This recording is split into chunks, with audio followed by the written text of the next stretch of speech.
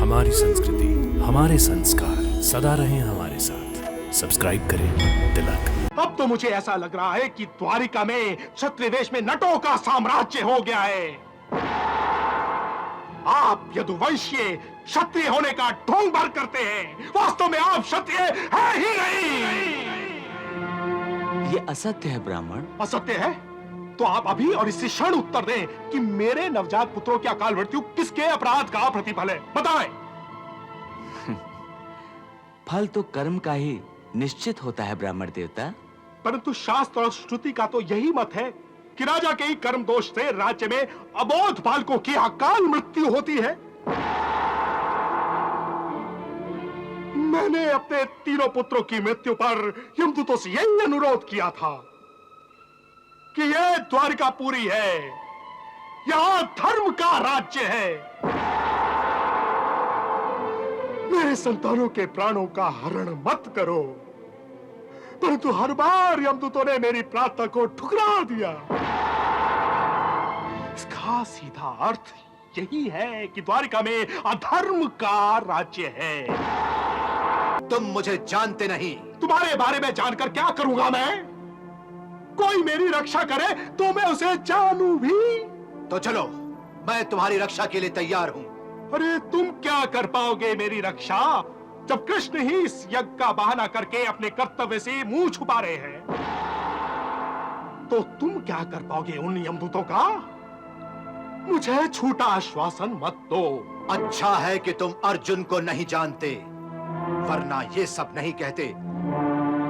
मैं अपनी इन्हीं भुजाओं से एक बार साक्षात महाकाल भगवान शंकर को भी तृप्त कर चुका हूं ब्राह्मण। इन यमदूतों की गिनती ही किसमें है?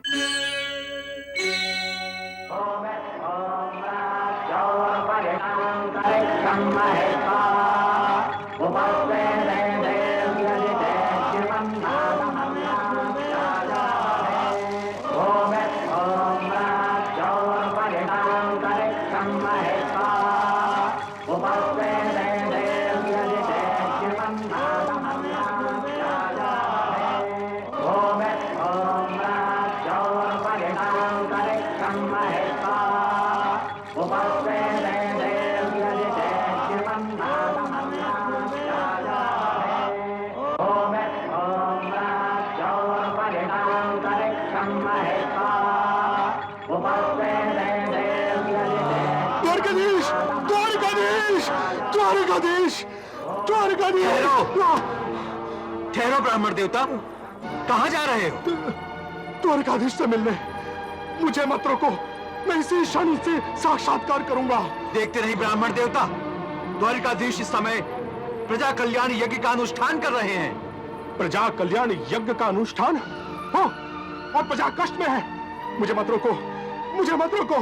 मेरी विपदा यज्ञ से बढ़कर है। मुझे जाने दो, ठहरो, जाने दो, ठहरो। मुझे जाने दो, मुझे जाने दो, मुझे जाने दो।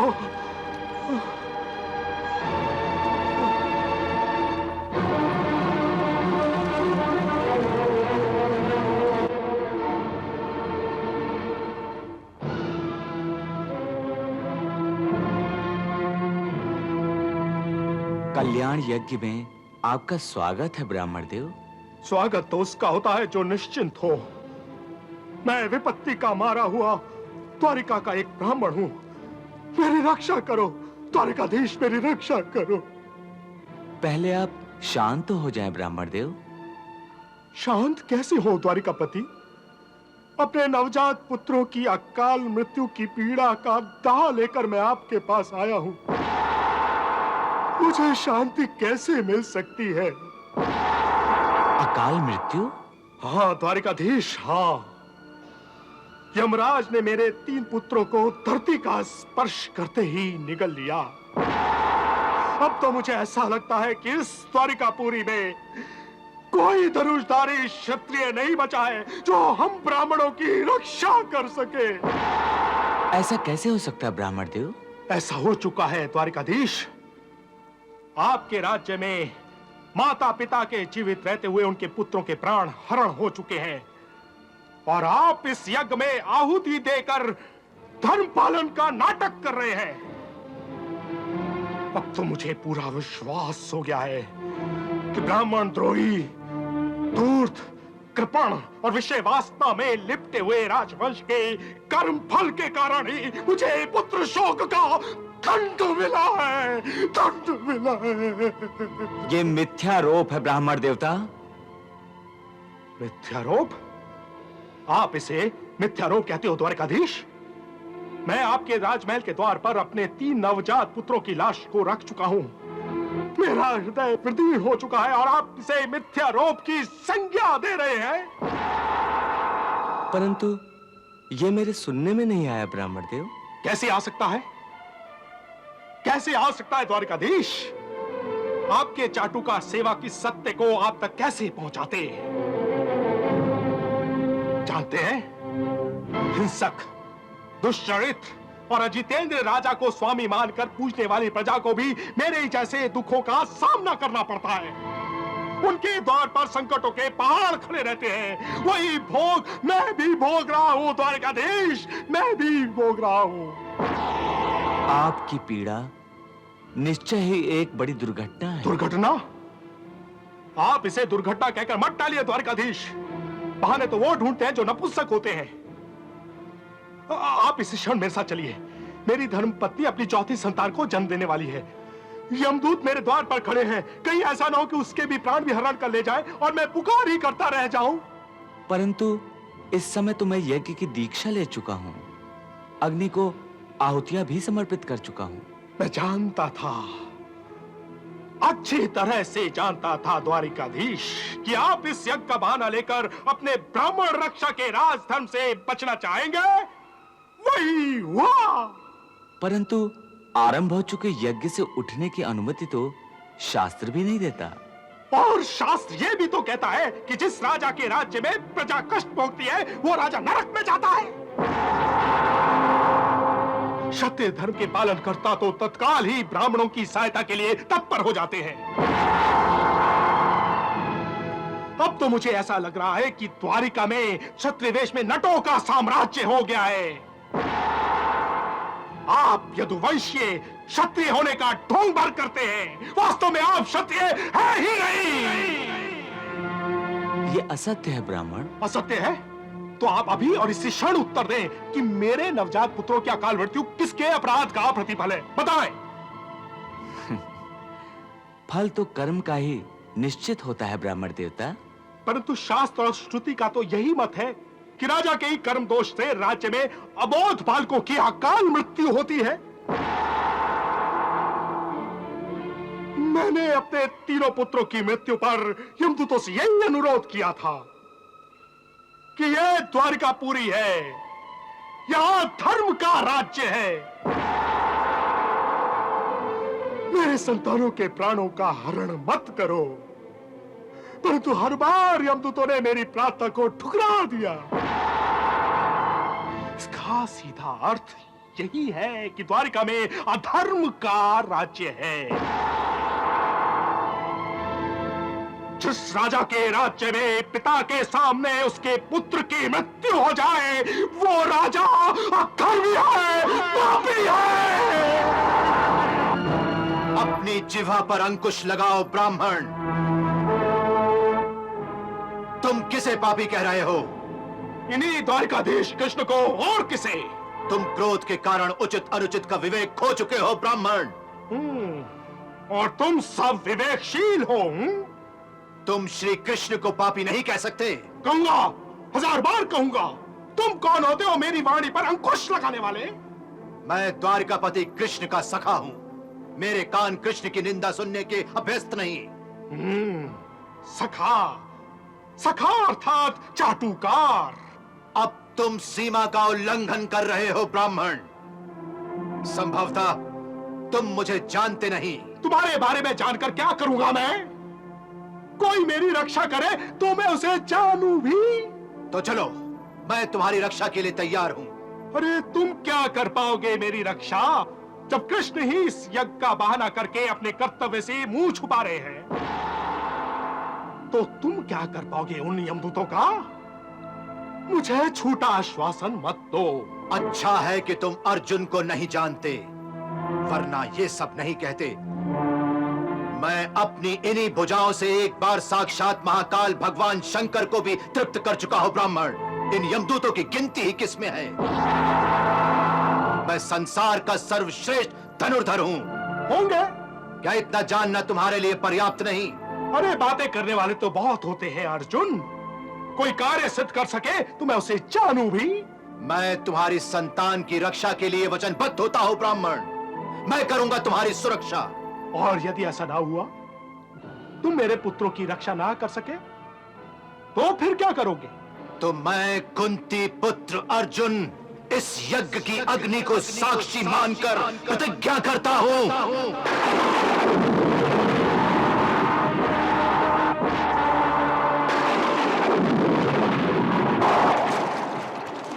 यदि मैं इस ब्राह्मण की संतान की रक्षा न कर पाया तो अग्नि में प्रवेश कर अपने प्राण त्याग दूंगा।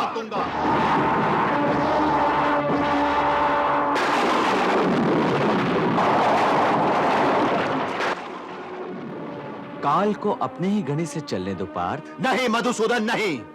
मैं अपने सामने आपकी निंदा नहीं सुन सकता। हाँ, अपने प्राण अवश्य दे सकता हूं। अभी मेरे गांडीव की टंकार त्रिभुवन को कंपित कर देने की क्षमता रखती है जनार्दन। आप निश्चिंत होकर यज्ञ पूर्ण करें।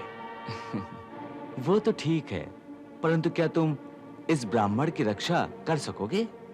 अवश्य, आप आज्ञा दीजिए। मैं इन ब्राह्मण के घर पर जा रहा हूं। चलिए।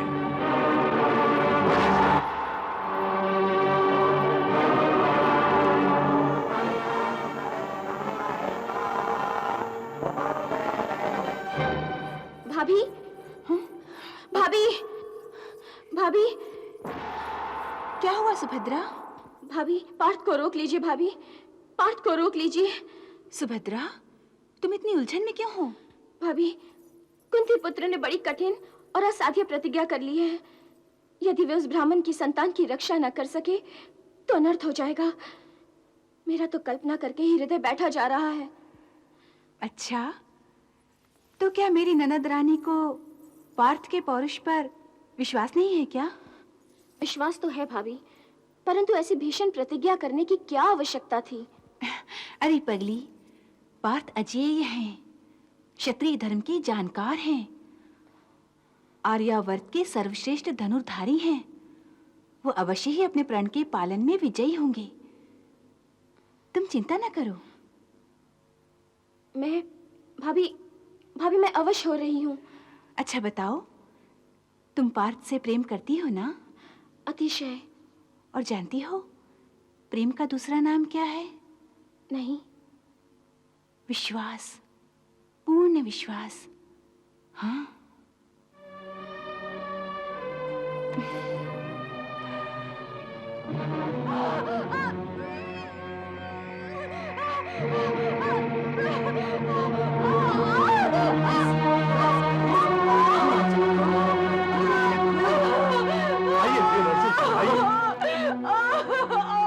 तो यही है आपका घर ब्राह्मण देव? हाँ गांडीवधारी अर्जुन।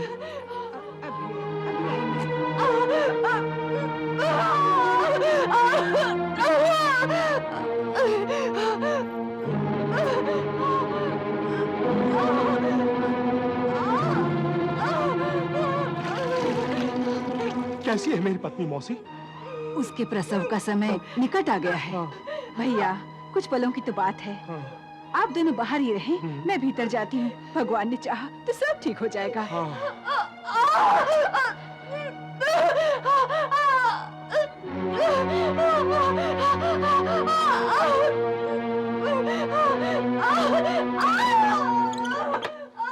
बस बेटी, बस बस, धीरज रखो।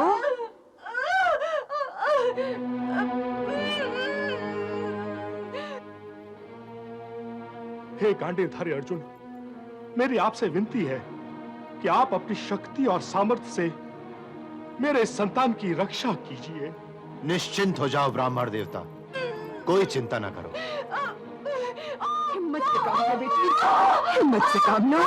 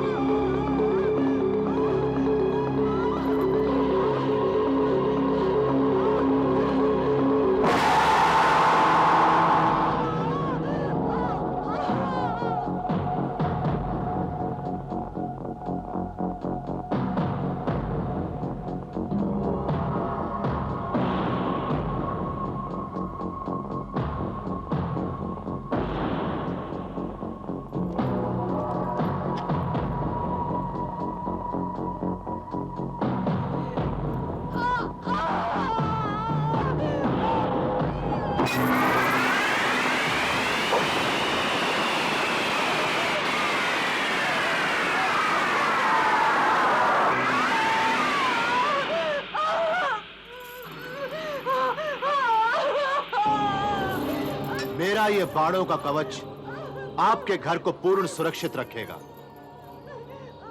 ये दिव्यास्त्रों का कवच है जिसे भेद कर कोई शक्ति आपकी पत्नी के प्रसूति गृह तक नहीं जा सकती है।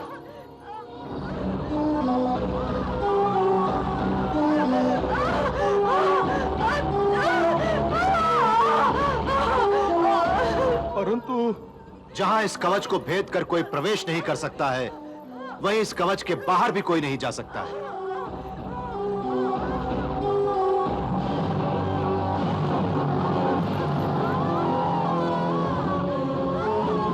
कुछ ही पलों की बात है। बस।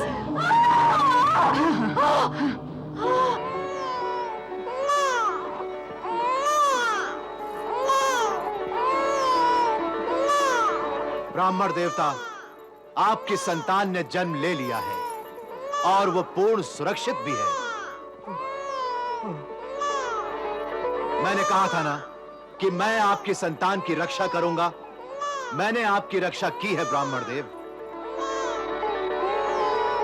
जाओ ब्राह्मण देव, अपनी संतान के दर्शन तो कर लो।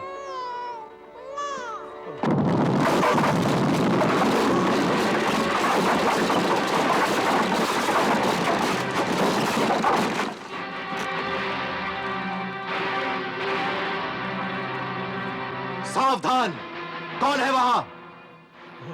बच्चा! देव मेरे बच्चे को उठा कर ले गए।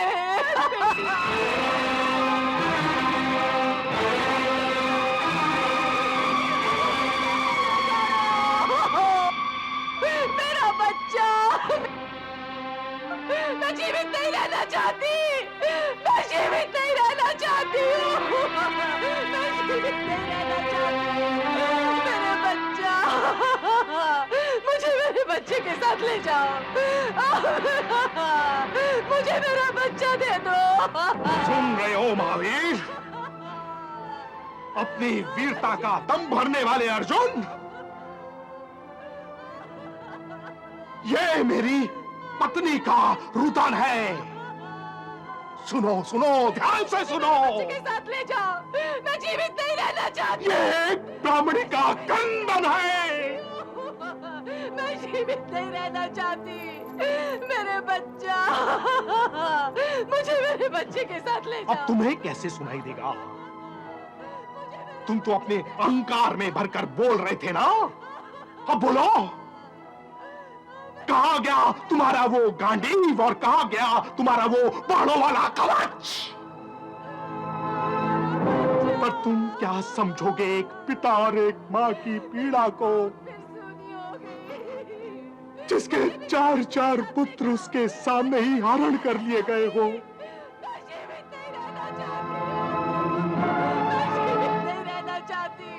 तुमने मुझसे जो असत्य कहा था कि तुम साक्षात यमराज का भी सामना कर सकते हो, तुम्हारा दम था केवल।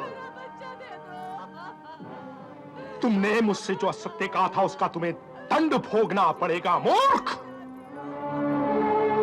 कहां गई तुम्हारी वो बड़ी बड़ी बातें और कहां गई तुम्हारी वो रक्षा करने वाली प्रतिज्ञा?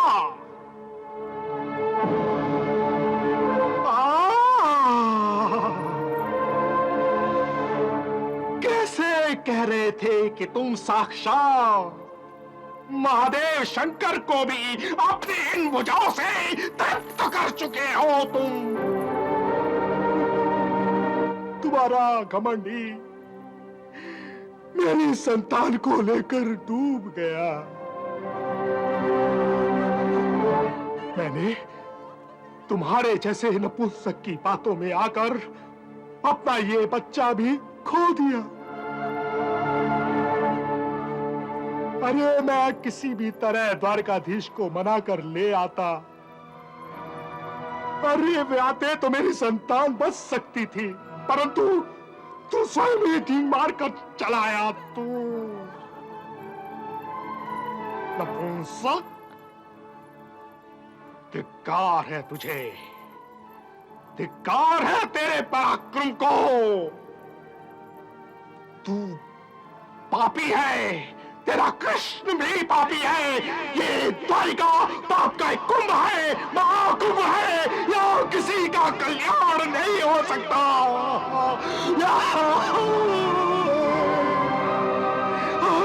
मेरा बच्चा, मेरे बच्चा।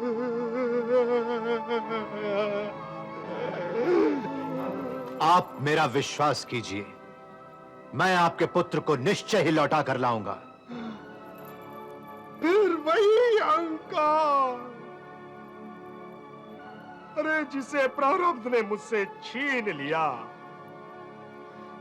तेरे सामने ही मेरा बच्चा चला गया और तू मुझसे कह रहा है कि तू मेरा बच्चा वापस ला कर देगा। अरे मुझे मूर्ख क्यों बना रहा है तू? निश्चय मानिए, मैं यमलोक जाकर अथवा जिस भी लोक में आपका बच्चा गया होगा उसे लेकर आऊंगा। अरे अहंकारी क्षत्रिय, जा किसी दूसरे के सामने जाकर अपने मुख से अपनी प्रशंसा सुना। अरे मैंने तो तेरा तेज और बल दोनों देख लिया है। तू एक कायर है, इसके अतिरिक्त तू और कुछ नहीं है।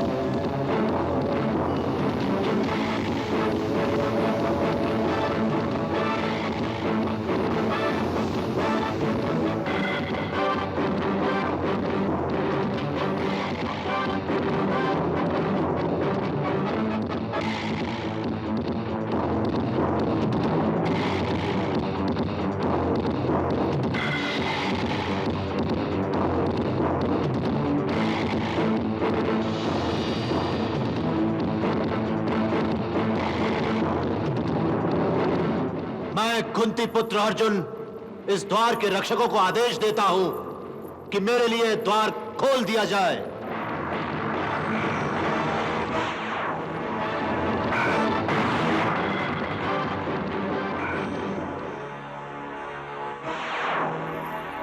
हे मानव, ये संयमनीपुरी का द्वार है।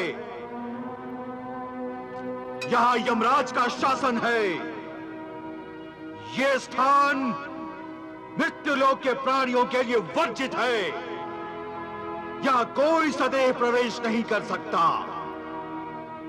तुम्हारा अभी इस द्वार में प्रवेश करने का समय नहीं आया है, इसलिए तुम वहीं लौट जाओ जहां से आए हो। परंतु मैं वैष्णवी विद्या का स्नातक हूं और उसी विद्या के सहारे मैं यहां तक आया हूं। तुम्हें मेरे लिए द्वार खोलना ही पड़ेगा। संयमनीपुरी के द्वार यमराज की आज्ञा के बिना नहीं खुलते, इसलिए तुम वहीं लौट जाओ जहां से आए हो। मैं उस ब्राह्मण पुत्र को वापस लिए बिना नहीं जा सकता जिसे मैंने आकाश में उड़ते हुए देखा था। द्वार खोल दो। हठ ना करो मानव, मैं फिर कह रहा हूं, जहां से आए हो वहीं लौट जाओ। ये द्वार नहीं खुलेंगे, नहीं खुलेंगे ये द्वार।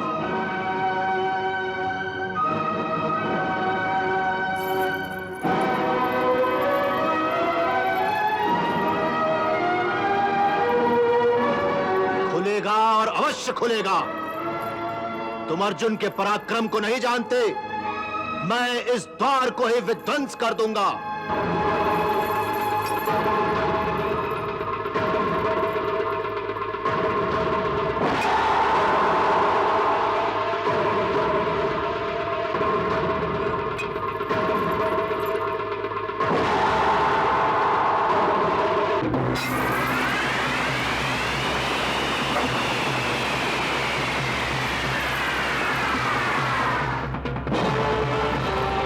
अब मैं विवश हो गया हूं ब्रह्मास्त्र चलाने पर।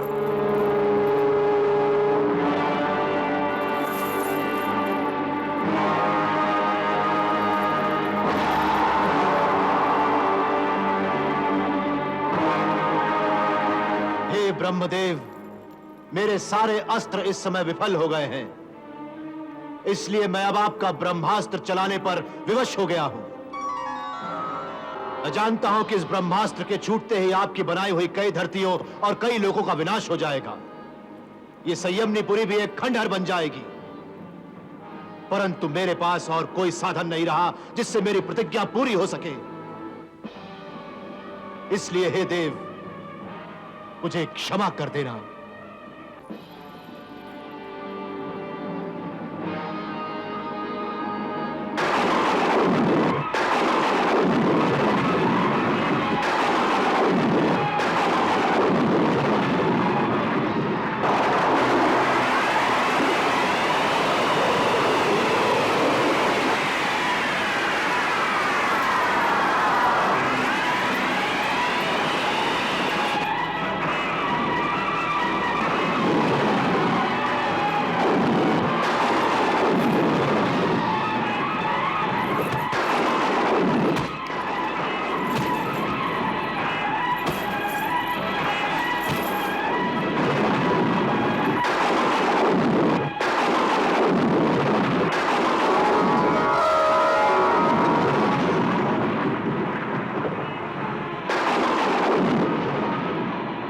ठहरो अर्जुन।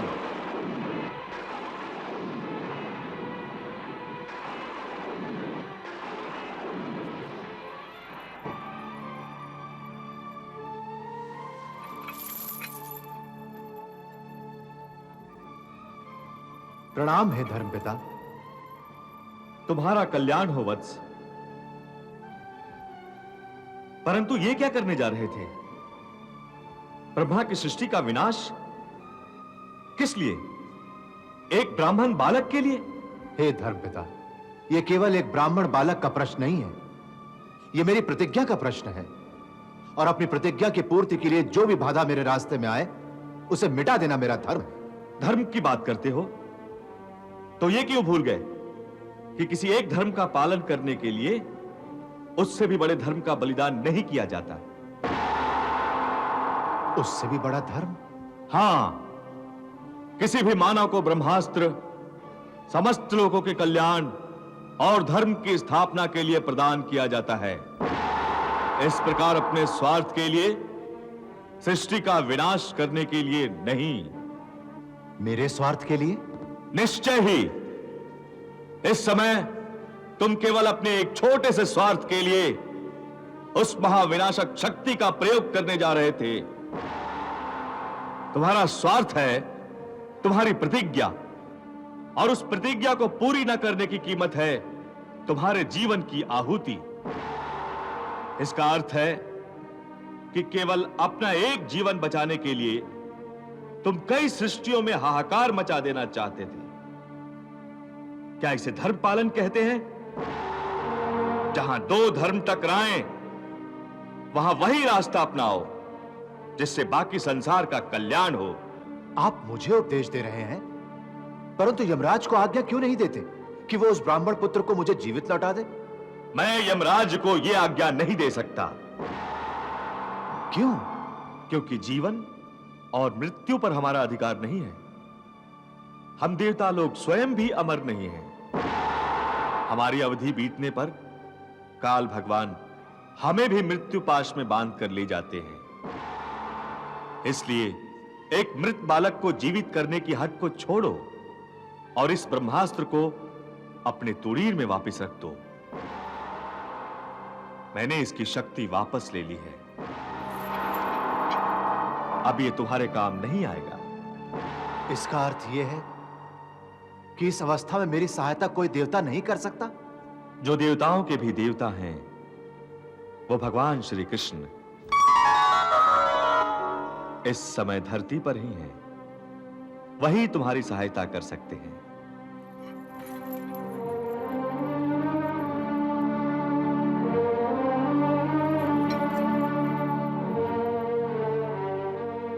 तुम्हारा कल्याण हो वत्स।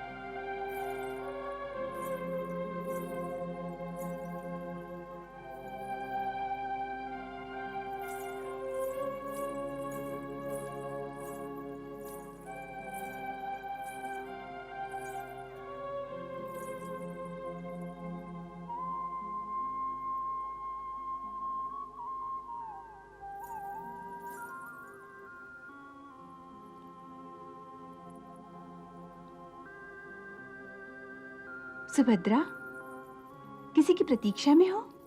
बस यूं ही भाभी।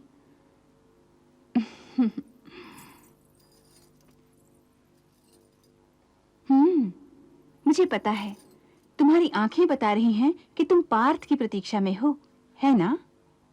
हाँ भाभी, मैं उनके कुशल क्षेम के लिए चिंतित हूँ। परंतु क्या भाभी? पार्थ तो एक ब्राह्मण पुत्र की रक्षा करने के लिए यमलोक चले गए। यमलोक? हाँ भद्रे। पार्थ अकेले गए हैं यमलोक? हाँ। तो उन्हें अकेले क्यों जाने दिया गया है भाभी? बोलो भाभी, क्यों जाने दिया गया उन्हें अकेले? सुभद्रा, पार्थ एक असाधारण पुरुष हैं, और फिर तुम तो जानती हो कि पुरुषों की हट के आगे किसी का वश नहीं चलता। और तुम तो उनकी प्रतिज्ञा से परिचित थी ही। भाभी, अब तो मुझे कुछ अनिष्ट की आशंका हो रही है। चिंता न करो सुभद्रा, पार्थ एक वीर क्षत्रिय हैं। ये सत्य है भाभी, परंतु पार्थ के अकेले यमलोक जाने की सूचना मुझे भयभीत कर रही है। हे देव, पार्थ की रक्षा करना।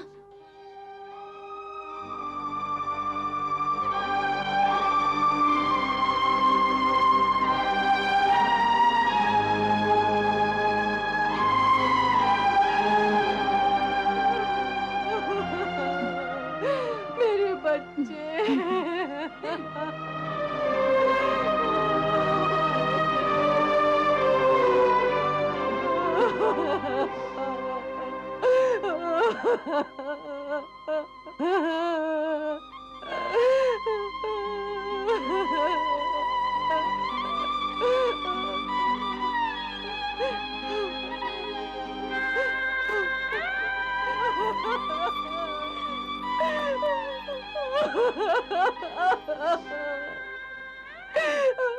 मेरा बच्चा।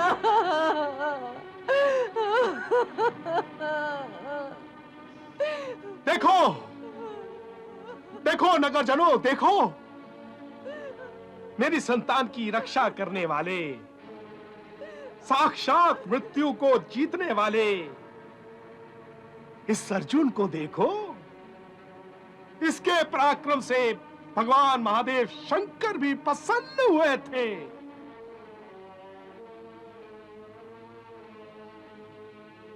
कहां है मेरा पुत्र? कहां है मेरी संतान?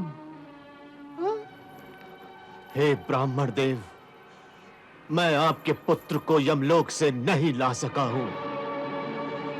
मैं उसकी रक्षा करने में असमर्थ रहा हूं। धिक्कार है मेरे इस गांडीव धनुष को, धिक्कार है मेरे पौरुष को। हे ब्राह्मण, मैं अपनी प्रतिज्ञा का पालन करूंगा। मुझे जीवित रहने का कोई अधिकार नहीं है। मैं अग्नि में प्रवेश करूंगा।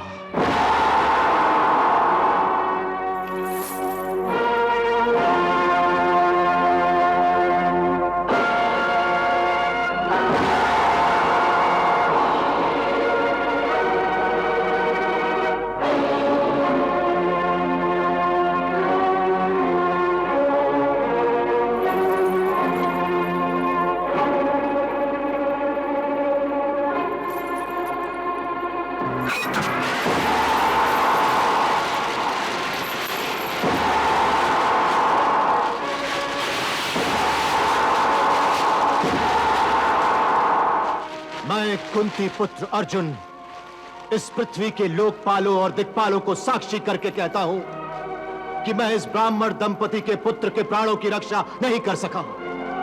मैं अपनी प्रतिज्ञा पूरी न करने का अपराधी हूं। इसलिए आज मैं अपने पितरों की मान और मर्यादा की रक्षा के लिए स्वयं को इस अग्नि को समर्पित करता हूं।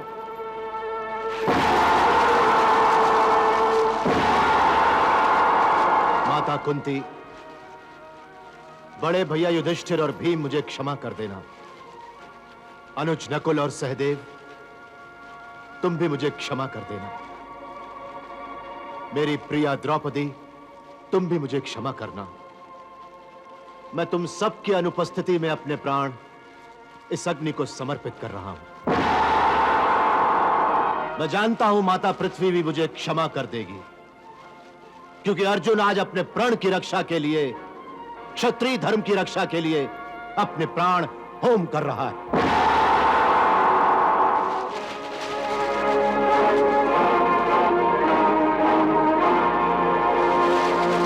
हे पितृगण, मैं मृत्यु लोक छोड़कर आपके लोक में आ रहा हूं। मुझे आशीर्वाद दीजिए। मैं सबसे विदा लेता हूं और यह कहकर जाता हूं कि इस धरती पर प्राण और वचन दोनों में से पहले वचन को चुनना ही एक क्षत्रिय का धर्म है।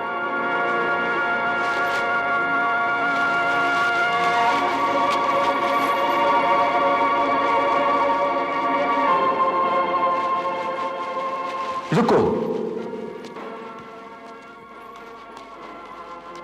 वासुदेव,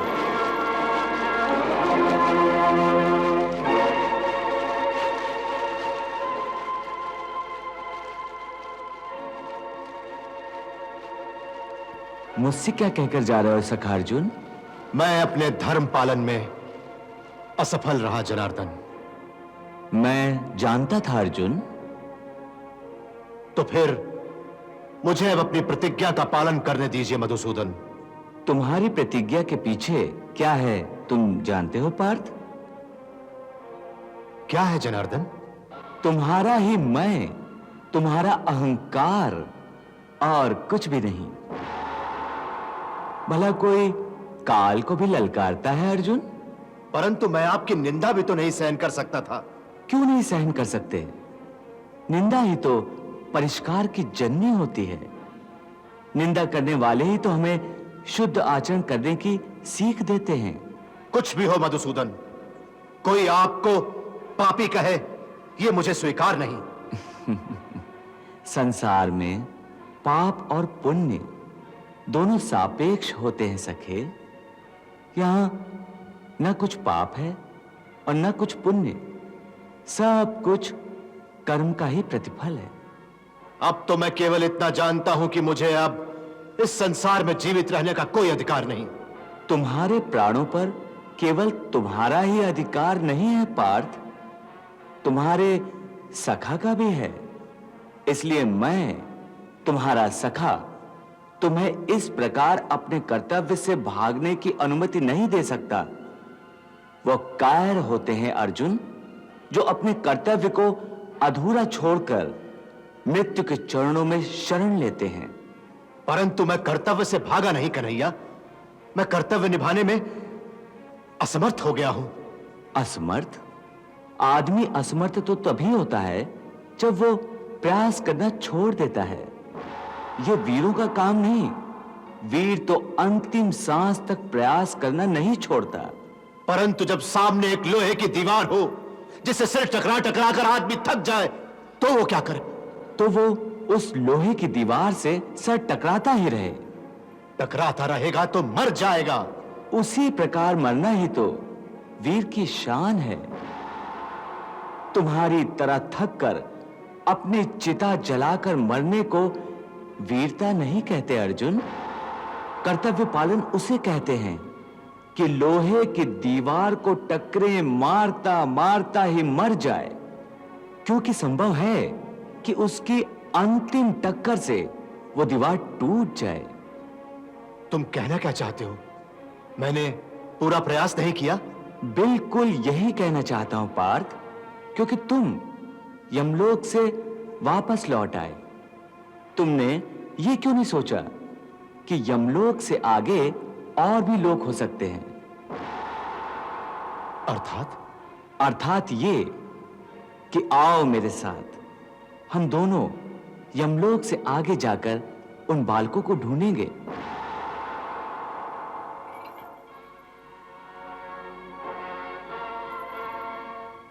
हे ब्राह्मण, मेरे सखा अर्जुन में तुम्हारे पुत्रों को ढूंढ लाने का सामर्थ्य है। वो अपनी प्रतिज्ञा अवश्य पूरी करेगा। तुम धीरज रखो और हमारे लौटने की प्रतीक्षा करो। चलो अर्जुन।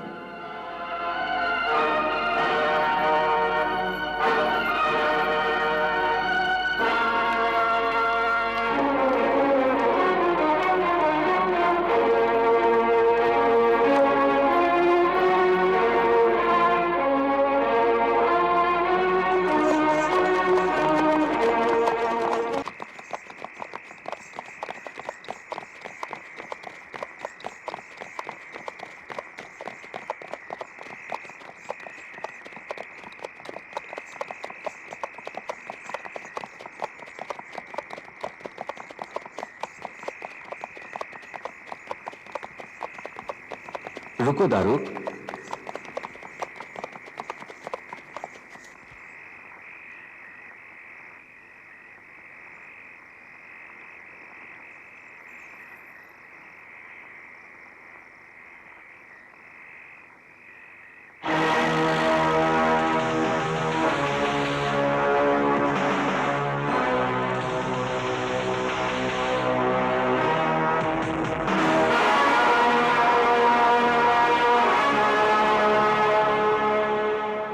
दारूक, तुम यहीं ठहरो।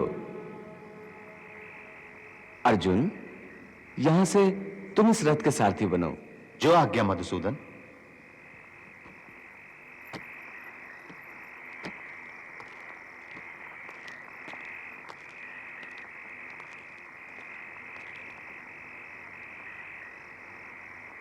पार्थ, चलो।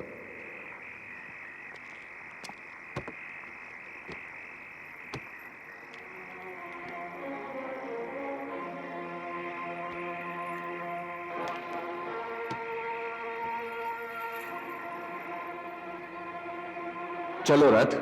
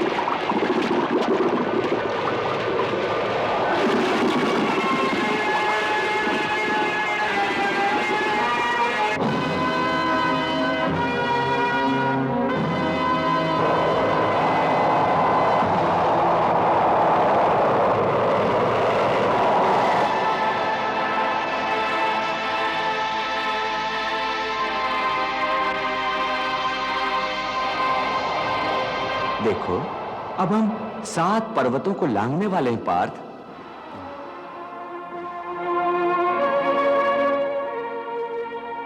वासुदेव, आज जैसा निराश मैं पहले कभी नहीं हुआ था।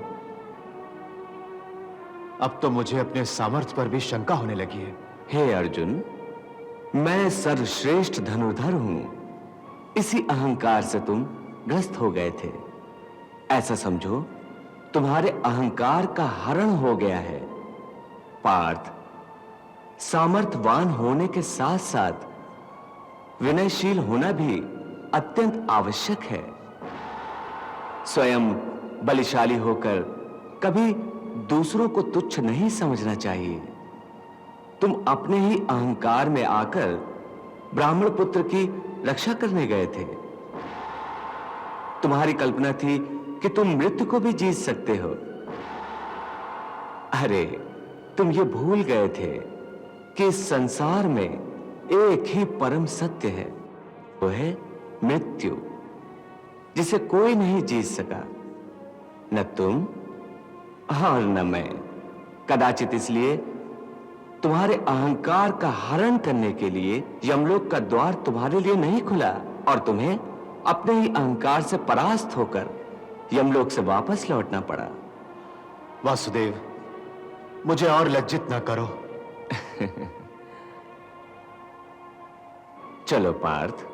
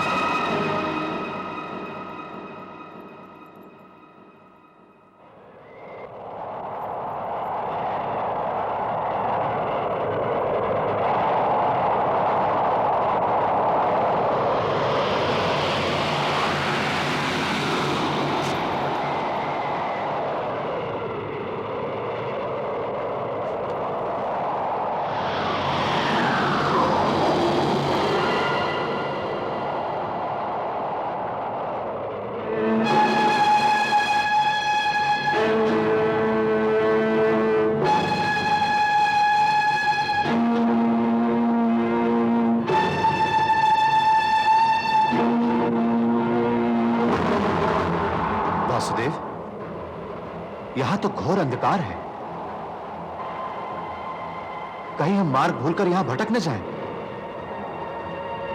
हमारे रथ के अश्वों को भी कुछ दिखाई नहीं दे रहा है।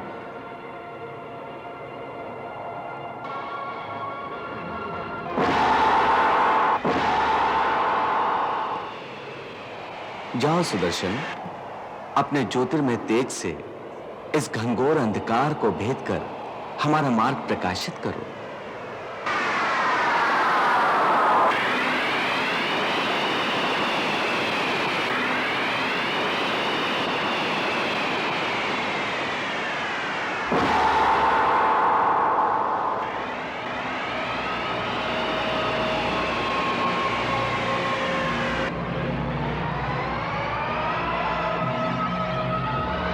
चलो पार्थ,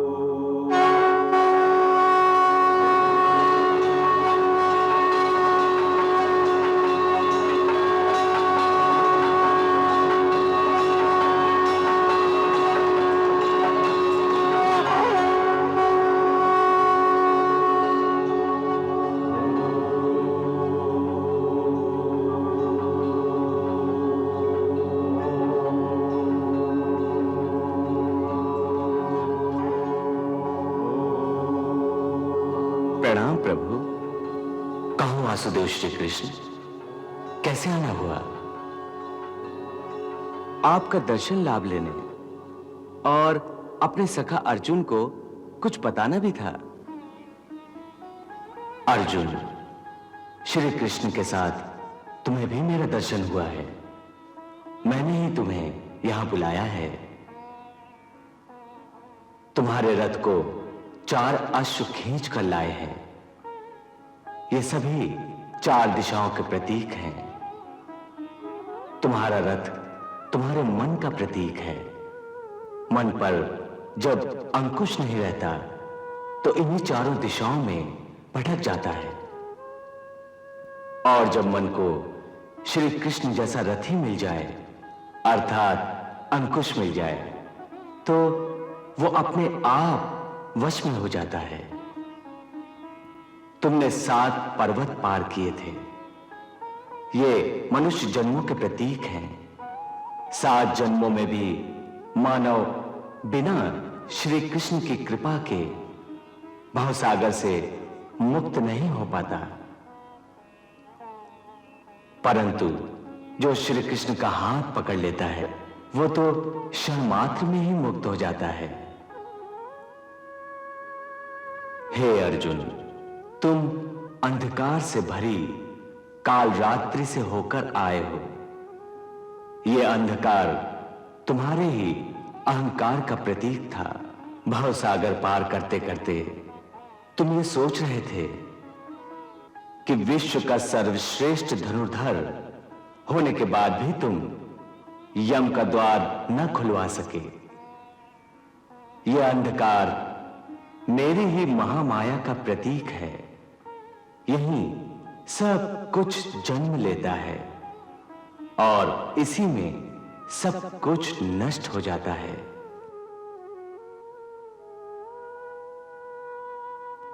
वासुदेव के सुदर्शन ने तुम्हारा मार्ग प्रशस्त किया। यह सुदर्शन ही ज्ञान का प्रतीक है। तुम्हें ज्ञान मिल गया है पार्थ। हे पार्थ, जैसे ही तुम्हारे अहंकार का लोप हुआ, क्षण भर में ही तुम्हें मेरे दर्शन मिल गए।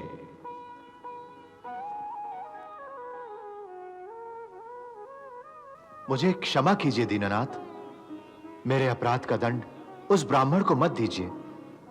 उसके पुत्र हमें लौटा दीजिए दीननाथ। अरे, तुम दोनों को यहां लाने के लिए ही मैंने उस ब्राह्मण के 4 पुत्र अपने लोक में बुलाए हैं। चिंता न करो, तुम दोनों मेरी ही कलाओं के साथ पृथ्वी पर गए हो। तुमसे ही पृथ्वी पर धर्म की स्थापना होगी, आसुरी शक्तियों का विनाश होगा। जाओ और लोक मंगल करते हुए धर्म का आचरण करो। तुम दोनों ऋषिवर नर और नारायण हो।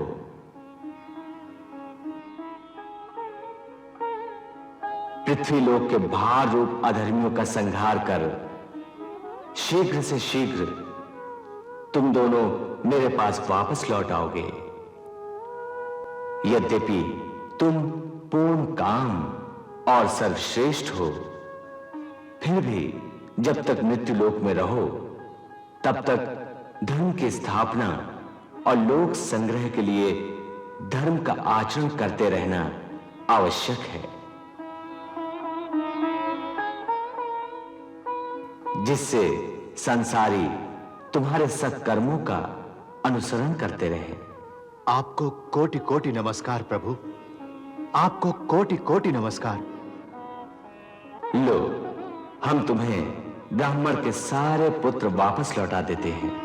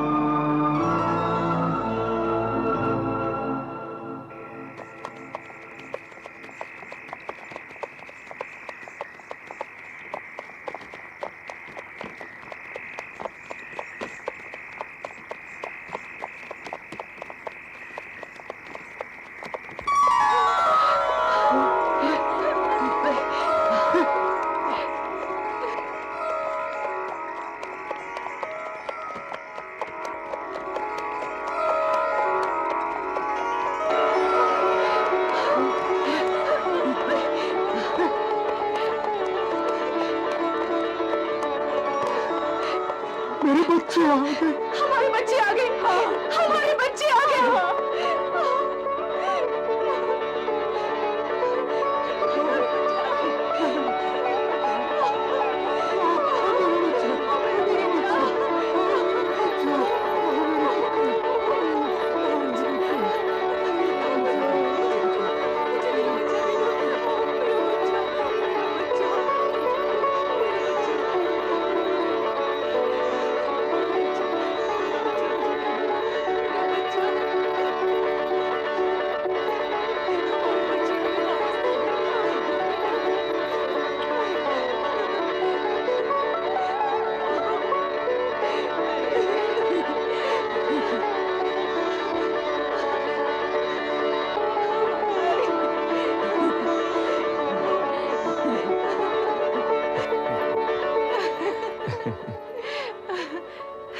मधुसूदन, आप धन्य हैं, सच में धन्य हैं जनार्दन।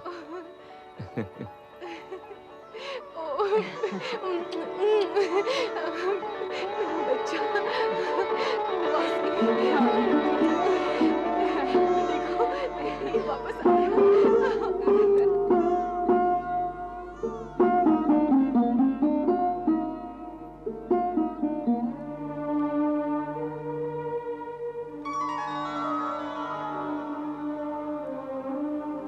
मैं नहीं जानता कि तुम कौन हो, कहां से आए हो,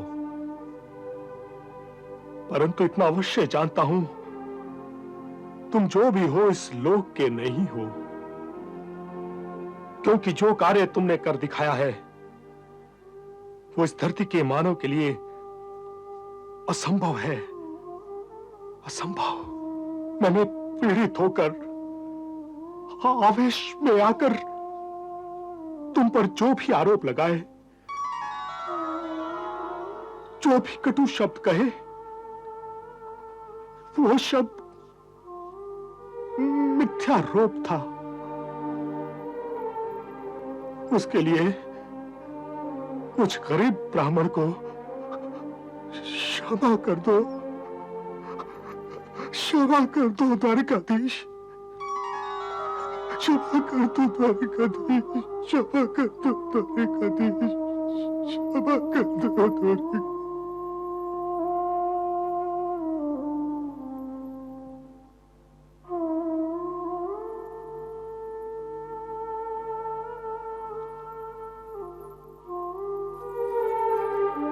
चलो दारूक।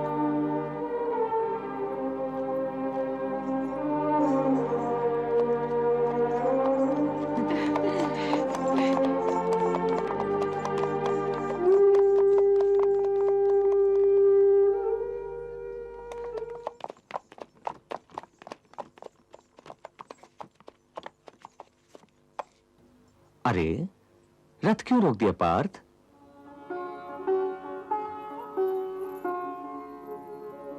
जब से मैंने आपकी कृपा से नीलकांत मणि, इस जगत के पालनहार की छवि को देखा है, मेरी आंखें उसी को खोज रही हैं।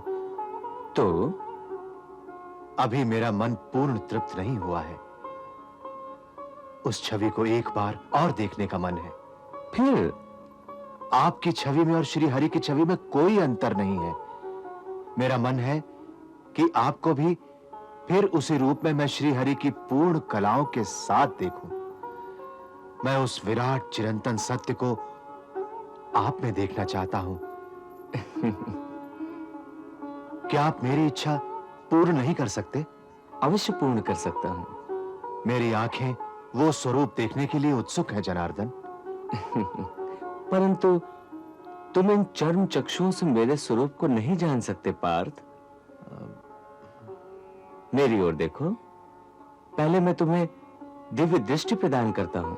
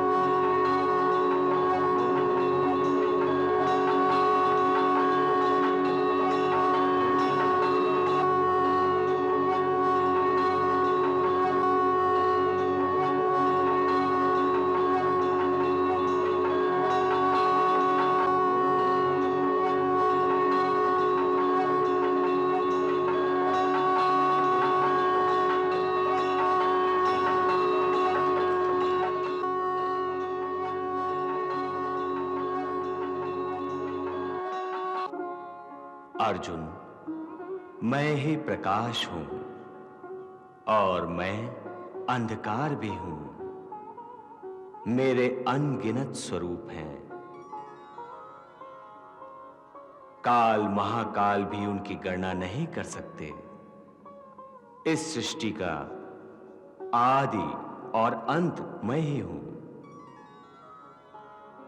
पृथ्वी, जल, थल, आकाश और पवन मेरे ही स्वरूप हैं। संपूर्ण चराचर मुझसे ही जन्म लेते हैं और मुझ में ही समा जाते हैं। वसुओं और रुद्रों का जन्म मेरी ही कलाओं से हुआ है। अश्विनी कुमारों का रूप मेरा ही रूप है। संपूर्ण देवता, यक्ष, गंधर्व, राक्षस, दैत्य, किन्नर, नाग, नर, वानर आदि सब का जनक मैं ही हूं। मैं सिद्धि भी हूं और साधक भी। मैं ही रचनाकार हूं, मैं ही पालनहार हूं और संहार करता भी मैं ही हूं। अर्जुन, तुम मेरे इस विशाल स्वरूप के एक कण तुल्य भी नहीं हो। मैं केवल अहंकार का भोजन करता हूं। मैं दृष्टा हूं और मैं ही दृश्य हूं। अर्जुन भी मैं ही हूं और कृष्ण भी मैं। वस्तुतः मैं एक शून्य हूं, महाशून्य, जो विराट है, अनादि भी और अनंत भी।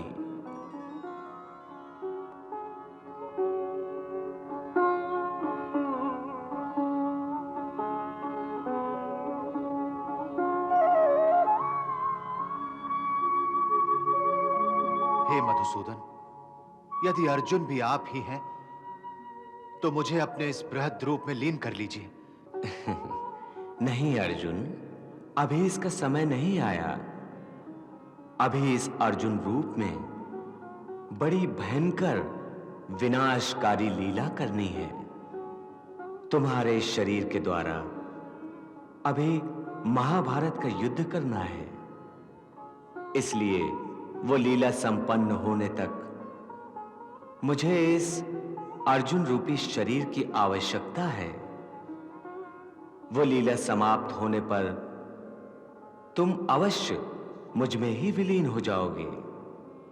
तब तक मेरी माया तुम्हारी आंखों पर पर्दा डाले रहेगी और तुम्हारे इस पार्थिव शरीर को आज का यह दृश्य याद नहीं रहेगा। अब तुम आंखें बंद कर लो अर्जुन।